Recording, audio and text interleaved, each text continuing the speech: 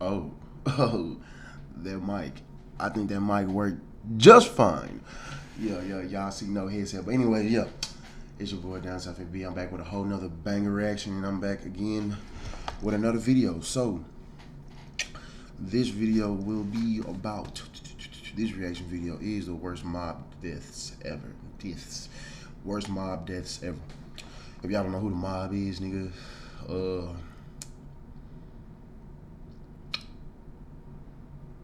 I don't know where the fuck you been at, but do some research. I'm not finna do no history lesson right now.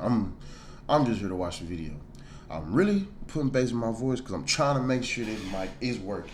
It looks like it is. No freaking headset.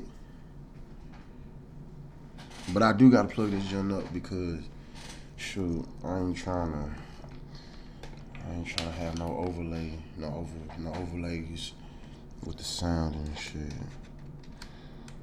I gotta hurry up and get me an editor. But nah, before we start this video though, I want to be sure to, and thank you for, we almost at what, 200 subscribers, we almost there. I appreciate y'all very, very, very dearly. I know it's been a long time coming, but you know, progress is progress, and I don't complain. You see what I'm saying? But be sure to like, comment, and subscribe. And if you want to see more videos like this, leave a comment down below. And also leave a link in my Discord. Especially if y'all be wanting me to watch certain stuff. I gotta keep one off just so I can hear myself.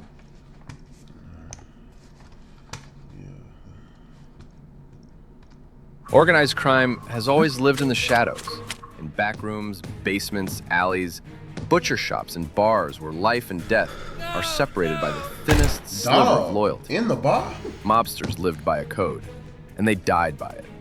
Tonight, we're diving into 10 of the most shocking, violent, and legendary mob deaths ever recorded. In the bar? Broad day? Hits that shaped history, toppled families, and became case studies in power, betrayal, and brutality. Albert Anastasia, Murder Inc., boss shot mid-shave. Hold on, Murder Inc., boss shot mid-shave. Damn. And these bullets wasn't even coming how they were coming back in the day. So it's like, you can Swiss cheese nowadays, y'all. You can Swiss cheese nowadays. But it's like, nah.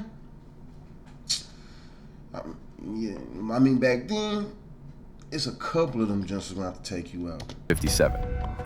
The barber chair execution that became mob mythology. Albert Anastasia wasn't just a mobster. He was the Lord High Executioner, head of Murder Inc., a man rumored to have personally ordered and supervised dozens of killings. Bodies. His reputation was so terrifying that even other mob bosses walked lightly around him. But in the fall of 1957, Anastasia made one fatal mistake. He underestimated his enemies. The setup: Park Sheraton Hotel, Manhattan. Bodies. On the morning of October 25th, Anastasia walked into the barbershop inside the Park Sheraton Hotel. A routine. Bro, these the same niggas that was just on the block not too long ago, bro. Hold on. It's the same dudes who was just on the walked block. lightly around him. But in the fall of 1957, Anastasia made one fatal mistake. He The same dude. underestimated. The same niggas right there. Come on, man. His enemies. The setup: Park Sheraton Hotel, Manhattan. On the morning of October 25th, Anastasia walked into the barbershop inside the Park Sheraton Hotel. A routine visit, one he'd done countless times. He sat in the chair, draped in a white sheet, closed his eyes, and leaned back as the barber prepared his shave. It would be the last moment of calm he'd ever know. All right, so listen up. State Farm was trying to charge me $197.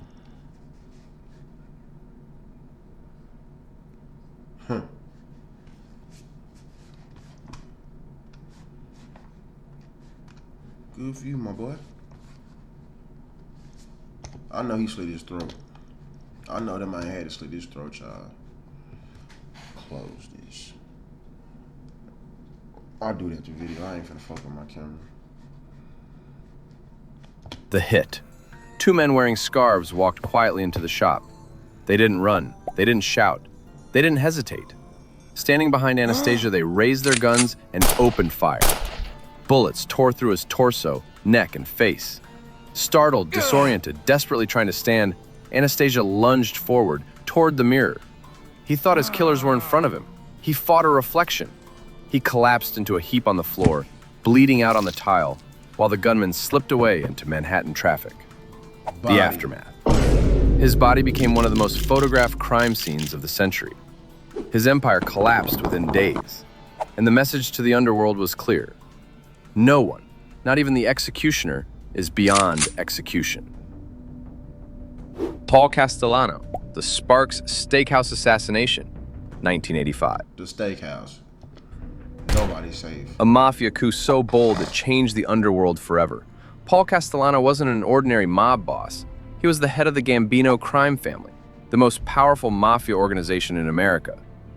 But Castellano's leadership style, corporate, distant, obsessed with wealth over loyalty, angered the men who preferred the old ways. One of those men was John Gotti. And Gotti wasn't just ambitious. He was... If y'all don't know this story, bro, I swear, this story still gets told to this day. And this shit was going on around the time my grandmom and my granddaddy was little and teenagers. These folks ain't no joke. patient. He waited for the perfect moment to strike. The setup. December 16th, 1985. Sparks Steakhouse, Manhattan. It was cold, gray, and crowded. Perfect the day perfect for a camouflage. Castellano arrived in a black Lincoln Town car with his underboss, Tommy Bellotti. Neither man was armed, a fatal miscalculation. As the pair stepped onto the sidewalk, 4 gunmen dressed as trench-coated businessmen approached from multiple angles. No words, no warnings, Just shots. just gunfire. The hit. Castellano fell first, collapsing backward onto the pavement, bullets tearing through his head and chest. Bellotti tried to run. Y'all see this shit going on in midday, right? During the day, broad day. They laying down in the middle of lunch. All these civilians over here, they laying them niggas down in front of these folks. And ain't nobody gonna say nothing. Ain't nobody gonna say a damn thing, I'm telling you. He made it only a few steps before more bullets rained into him. Pedestrians screamed. Cars screeched. The gunman vanished in seconds, melting into Manhattan crowds. The hit was so clean, so synchronized, that detectives later described it as a military-grade ambush disguised as a street shooting. AKA Assassin's Creed. John Gotti would assume power days later, crowned by violence. The aftermath. The sidewalk outside Sparks Steakhouse became one of the most iconic crime scenes in mob history. A photo burned into New York memory. It marked the end of Castellano's quiet corporate mafia and the rise of Gotti's flamboyant, camera-ready regime. The message was unmistakable. If you fall out of favor in the mob, you don't retire. You get replaced. Bugsy Siegel, shot through a Beverly Hills window, 1947. Damn. Did you loot? Bro, I'm getting so sick of these doggone ads, bro. Like, real talk. These ads getting on my doggone nerves.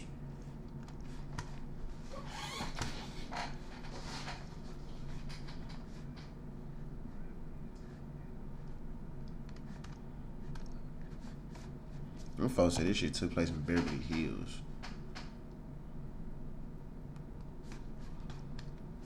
In the hills, though? The hills? The hills?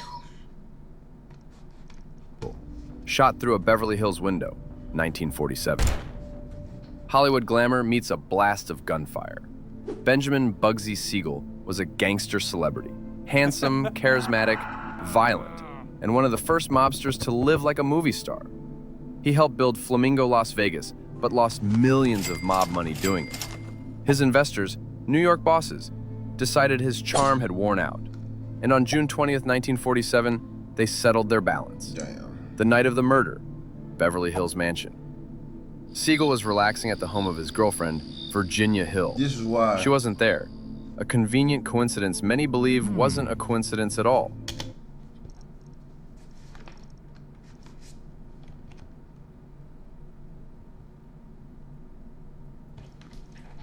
These hoes been setting niggas up since the beginning of time. That's why I'm not surprised. That's exactly why I'm not surprised. And then in a big ass house. You don't need no big ass house, bruh. You don't. For reasons like this. Have y'all ever seen Belly with DMX and Nas and Method Man and them, bruh? Huh? And old girl from I forgot the name of that group, her fine ass. But nah, y'all ain't never seen that movie with Ox, dude from the Jamaican dude. Folks came in and did him dirty. He killed all them folks just to get his throat slit. Spoiler. No one. Cause he in a big old mansion. I don't care how much bread I got, bruh. If I have a 2-story house, it ain't gonna be 3 miles long. Like, nigga, come on, man. The man knew better having that big old house. And then she wasn't there, it was a wrap. If I would have seen a random dude in my house trying to get after me and I knew she wasn't there, just know this bitch getting killed too when I get out this bitch. Just like that, cause I'm not going out like that, I swear. Reading the fucking paper.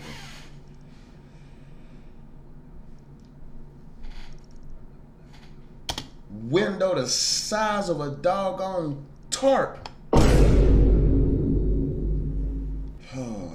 Fishbowl in the mug.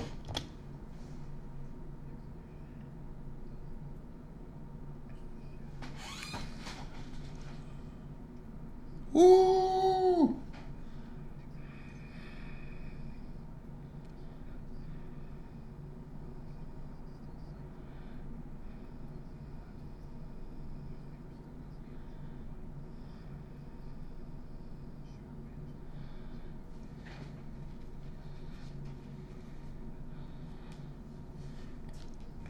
He ain't doing nothing but explaining mob beef right now. That's like starting a career of Tupac and Biggie and then just starting it off from both ends until they meet each other and then boom. But it's like, that's how he doing. Every time one of these dudes get knocked down from one family, the next family come in and knock them folks down.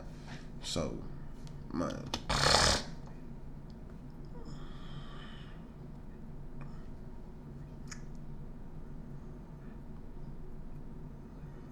Oh, got them poles.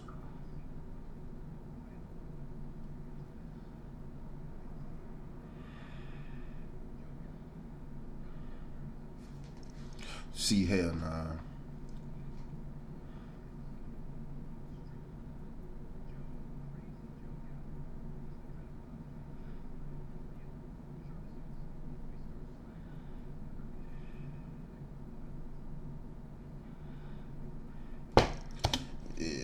And he was in Little Sicily in Sicily. So yeah, you was gonna get recommissioned real quick.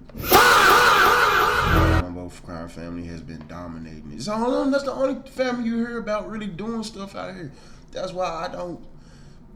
And then you'll never know who these people are. These are the only, you can't even call them gangs because they're not gangs. Gangs is out and about, out here doing what they do, what they do. But these folks move like the Foot Clan. So it's like I'll be more concerned about these folks. Cause not only do they not, if they don't trust you, they not gonna tell you they don't trust you. They just gonna get you up out of there. They not even finna play no games with you. They not even finna take that risk. Cause it's too much money. That's how you know they really care about the shit they got going on.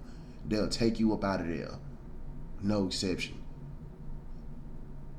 They'll have you thinking, my tripod scared the mess out of me, but they'll have you thinking that they'll have you thinking that this guy is at your neck and he wants your head the whole time. It's the dude behind him, and that's the dude who gets you up out of there. So it's just crazy.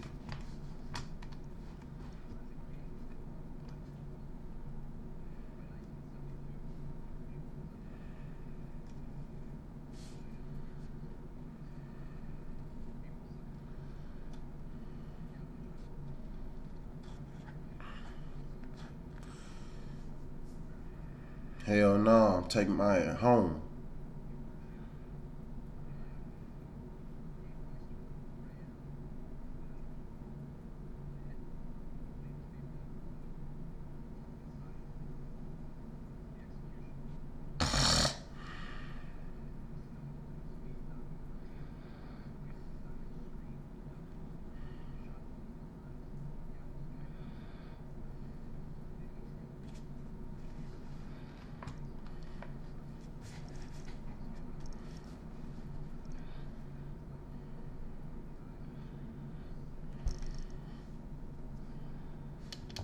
This junk got one more ad until I go purchase this shit. Cause if I gotta purchase this shit,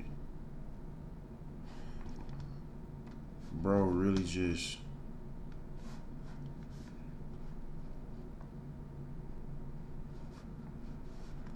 Switch to TurboTax. File free in the app by 2/28. All 100% free. Now this is taxes. I ain't bought the premium. It's moving day. That's right, Mint Mobile is coming home to your home. I mean, if you'll have us. It's the internet for your home from Mint. Minternet. Fast, 5G. The aftermath. Walked inside an open farm. After a night of drinking and celebration, he and his father, he ate oysters at They killed this man in front of his daughter. 4 a.m. And then the door opened. Shot multiple times, Gallo staggered outside onto Mulberry Street, leaving a trail of blood behind him, before collapsing face first onto the sidewalk. His family watched in horror as the man who had treated his life like a movie died on the street in the most cinematic way possible. The aftermath. Newspapers compared him to a fallen actor. Bob Dylan even wrote a song about him, Joey. But within the mafia, the message was simple. No one escapes a vendetta, not even on their birthday. Having lunch at Joe and Mary's Italian-American restaurant in Bushwick, Brooklyn. Man, these Italian restaurants and these places starting to make me hungry, man. For real. He sat in the back garden patio smoking a cigar, as always, with two bodyguards at his side. But those bodyguards weren't really his bodyguards. They were accomplices. The hit. Just after 2 p.m., 3 masked gunmen stormed the patio armed with shotguns and pistols. Galante barely had time to stand before pellets tore through his chest and face. His cigar flew from his mouth and landed beside him in the dirt as he fell backward onto the patio tiles. His bodyguards didn't move. They calmly stepped away as the killers finished the job. The iconic news photo captured Galante dead, eyes open, cigar still next to his hand, as if death had interrupted him mid-sentence. The aftermath. Within hours, a new Bonanno leader rose. Within days, the underworld whispered the truth. The commission had approved the hit. The bodyguards had been instructed to stand down. The cigar, symbol of Galante's arrogance, became a symbol of his downfall. In the mafia, power is borrowed, and Galante forgot. See, that makes so much more sense to me now, because now I understand. These folks get greedy. They'll either get greedy and want to stay where they at and not pass the baton, and then somebody will make like these folks are willing to retire these people for life, but they want to. The Italians got street life figured out for real. I don't even think niggas done even came to the conclusion that we could possibly get each other straight for life, and we don't even have to. Don't nobody want to pass their stuff down. So fucking well. Who he was borrowing it from. Frankie Yale, mob history's first Tommy gun hit, 1928. First Tommy gun. When organized crime upgraded its weapons, the mafia's violence changed forever. Before Al Capone became Chicago's underworld king, he was mentored by a powerful Brooklyn mobster, Frankie Yale. Yale was respected, feared, and deeply connected. But he made one fatal mistake. Which was? He crossed Capone. Only nigga I've ever seen to cross Capone was the Smokestack twins. But they still died. Sorta. So I don't even think nobody could cross this man in cinema life ever.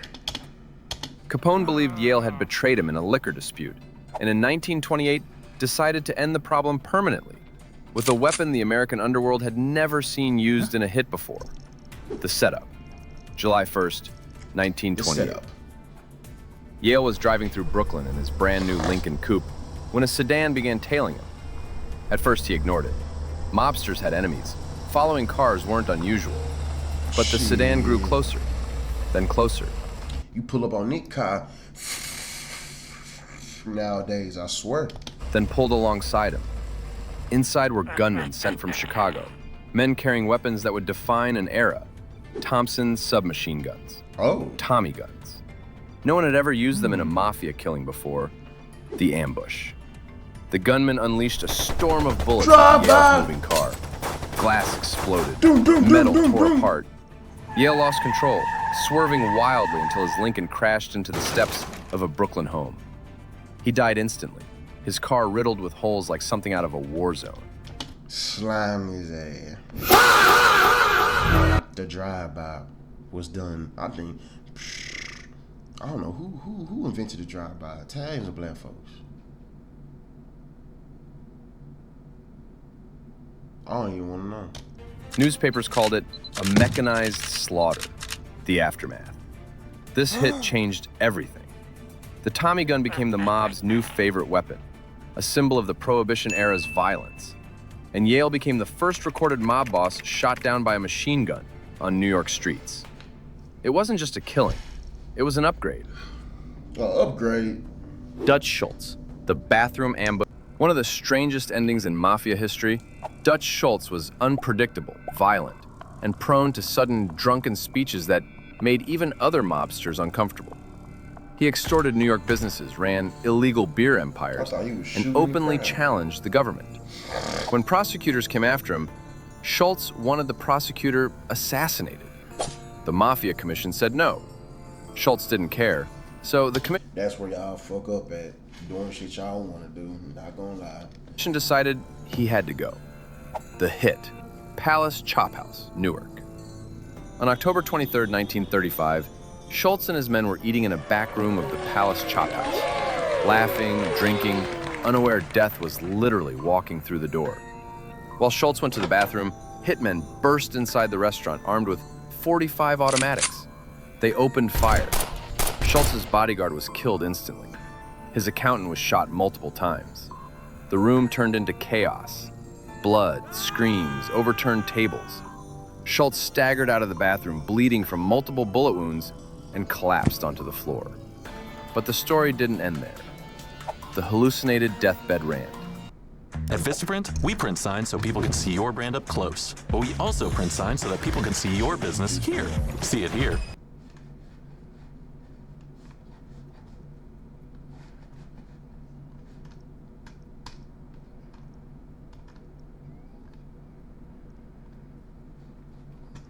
That man survived. That man fucking survived.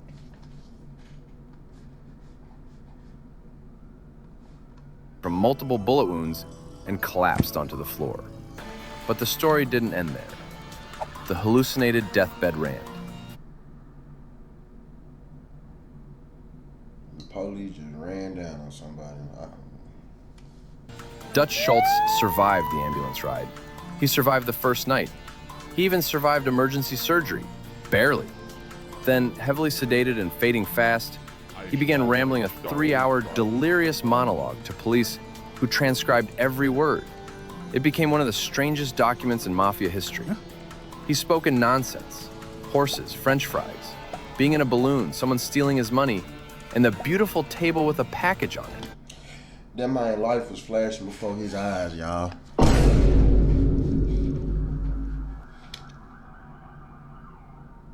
Yeah, that's the police. Nothing incriminating, just madness. Hours later, Dutch Schultz died from peritonitis and blood loss. His deathbed rant is still studied today because no one really knows what he was trying to say. That nigga was seeing the last of that man's life flash before his eyes. I'm telling you.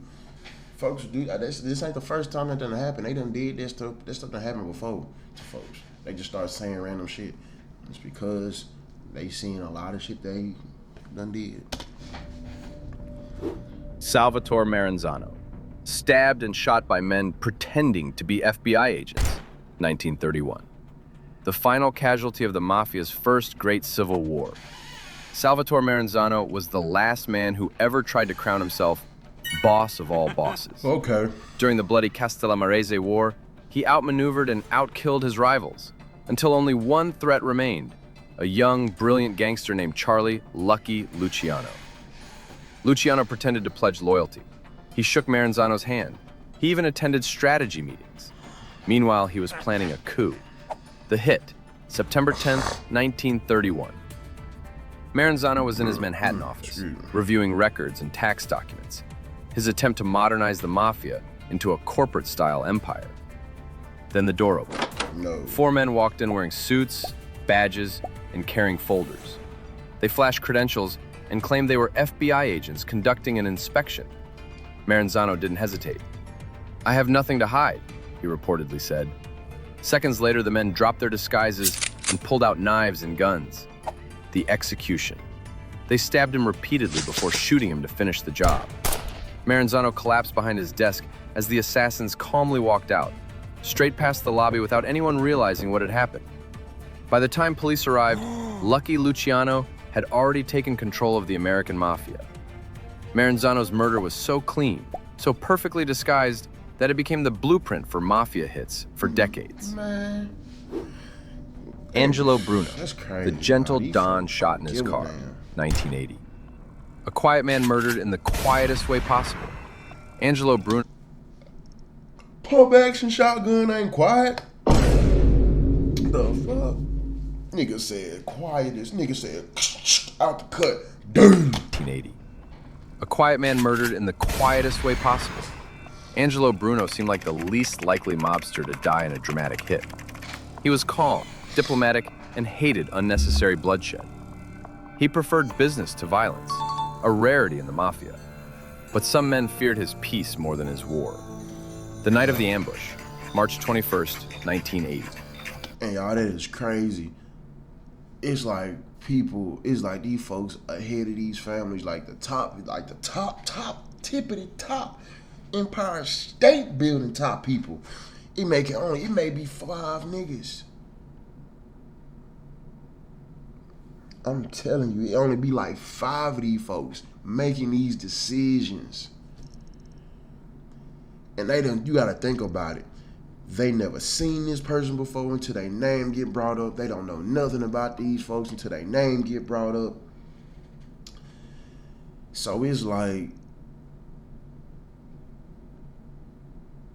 they done had so much experience in this shit with these folks and these different families and wars, these older folks, these top folks. When they hear some shit, oh, he's trying to corporatize, he's trying to turn the family into a corporation. Oh, we don't do that. Get him out of here. That simple. Oh, he's trying to open a pizza shop and have the pizza named Mob Boys Pizza. Get him up out of here. So they not only taking out their own family members for messing up the organization, but for trying to branch out, overthrow, overrun, take over, or even just stay there too long. This is a perfectly moving machine, and these folks will replace a part if they got to. If you that part they gotta replace, man, I just replaced the fuel pump on my car. You think he didn't? You think he saw that coming? You should have been fucking up. His war. The night of the ambush, March 21st, 1980. You want to know why the world ended? No. It started. Bruno sat in the front passenger seat of his car outside his home in Philadelphia, talking quietly with his driver. No shouting, no drama, just a normal late-night conversation. Then a shotgun pressed against the passenger window and fired point blank. The blast struck Bruno in the back of the head, killing him instantly. His body slumped sideways, mouth slightly open, as blood soaked into his coat. The driver sat untouched because he was part of the plot. The aftermath. A neighbor later said the gunshot sounded like a book falling on the floor. That was Angelo Bruno.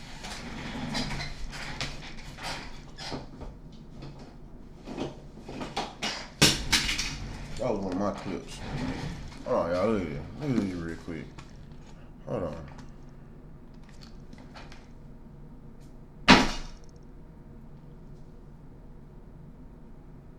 Ain't no way he should have died, y'all. Ain't no fucking way. His exit from What the type of book? A textbook? world. Quiet, immediate, and carried out by his own men. His assassination led to one of the most violent periods in Philadelphia mob history. Even gentlemen breed violent replacements. Joe Masseria, killed during a card game, 1931. Oh, damn. The murder that ended a war and created a legend. Joe, the Boss Masseria, was one of New York's most powerful early mob leaders. He controlled gambling, extortion, and territory through brutality and intimidation. But by 1931, he was losing the Castellamarese War to Maranzano. He needed alliances. He thought Lucky Luciano was one of them. He wasn't. The hit, Coney Island restaurant. Masseria sat at a small wooden table in a private room at Nuova Villa Tamaro restaurant, playing cards and sipping wine. Luciano excused himself to use the bathroom. He never returned. Instead, gunmen entered the room and opened fire on Masseria where he sat, cards still in his hand. He died slumped backward, aces and eights on the table, the dead man's hand. The symbolic photo became one of the most famous crime images in American history.